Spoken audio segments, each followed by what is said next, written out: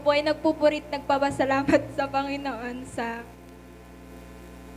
pabor at pribilehiyo na ipinagkakalob niya nga po sa buhay ko.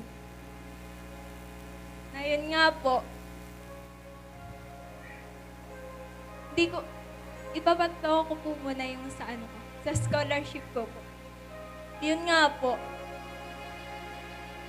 bale, dalawa pong scholarship yung napasahan ko. Tapos, ayun po, nung first year po ako nun, tas, ayun, nag-qualifying po kami, sabi ko sa Panginoon, Panginoon, kung papasa ako sa, bawal po kasi sa DOST yung DED. Science at mathematics lang po ang pwede. So, ayun po, nung qualifying po, ang first choice ko po ay science, the second choice po yung BEd. Tapos, sabi ko po sa Panginoon, kung kalooban mo, Lord, na maging DOST scholar po ako, ayun, papasa po ako doon sa first choice ko, which is yung science nga po. Tapos, ayun po, nung nag-exam na po kami, sabi ko, parang malabo yata. Parang kakunti po yung puro hula-hula lang po yung sagot ko doon. Tapos, pero sinasabi ko po na lagi po akong mingi ng sagot kay Lord. Lord, anong sagot dito, anong sagot dito? Tapos sayang, nung lumabas po yung result, pasado nga po dun sa first choice. Tapos ayun, after pa po nun, nung nasa science na po ako, mahirap po palang maging ereg. Naging ereg po ako. Tapos sabi ko, Lord, akala ko kalaoban mo to.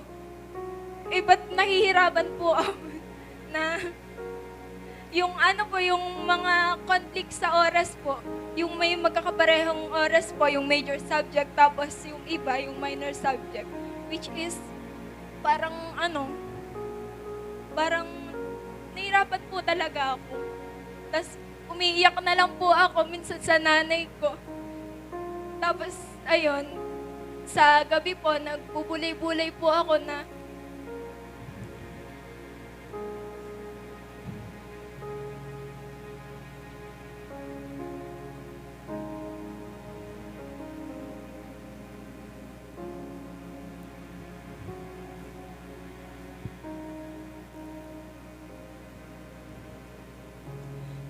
nagbubulay-bulay po ako kung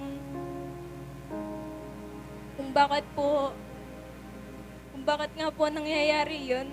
Tapos parang umiyak po ako sa Panginoon. Parang sa Kanya ko po inilalapit yung problema ko. Tapos nagugulat na lang po ako na pagpasok ko, ayos na yung schedule. Yung sila na po yung nag-a-adjust. Yung teacher na po, nagulat po ako dun sa teacher, tumawag po talaga sa akin na tinatanong kung ano daw po yung schedule ko sa subject na to. Tapos, nung kinaumagahan, sila na po yung nag-adjust, yung isang section po na yun, yung sophomore po. Tapos, yung teacher, talagang nagugulat po ako na ang Diyos po talagang gumagawa, na kung sa ating sarili, parang imposible. Pero kung lumapit lang po tayo sa Kanya, siya po yung mag-aayos ng lahat ng ito. At ayun nga po, sa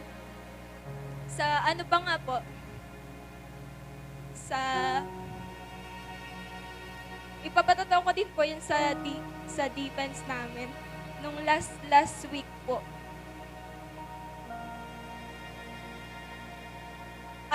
Nun, Saturday po nung nag-defense kami. Nung Friday po, di ba po may gawain po sa Morong. Si Sir Pete po yung tumayo nun. Tapos dapat may dry run po kami sa gabi. Pero sabi ko po dun sa kagrupo ko, paano yan? May kasi kami, may Bible study kasi kami. Nagulat na lang po ako, sabi niya na, unahin mo si Lord. Which is parang hindi naman po, di po kasi siya yung parang hindi parang, hindi mo makikita sa kanya yung talagang pala simba, tas yung ganun. Tapos, ayun, sabi ko, wow. Tapos ayun, nung gabi po, sumama po ako sa morong nun. Tapos, ayun, nakuha ko nga po dun sa, ni Sir Pete na, God will take full ownership of your battle.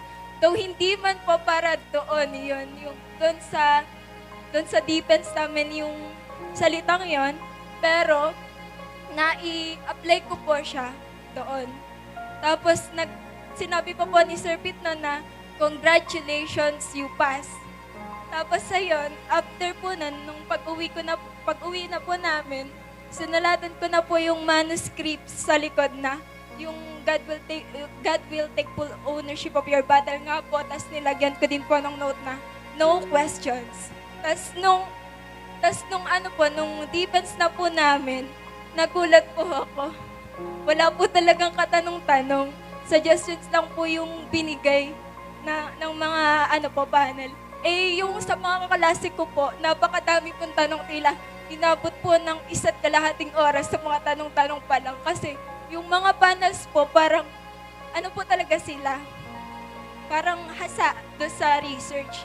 So, natatakot po ako kasi mahina po yung communication skills ko kaya, ayun, nagpapasalamat po ako sa Panginoon sa pabor, sa pribileyo, na patuloy niya ipinagkakaloob sa aking buhay.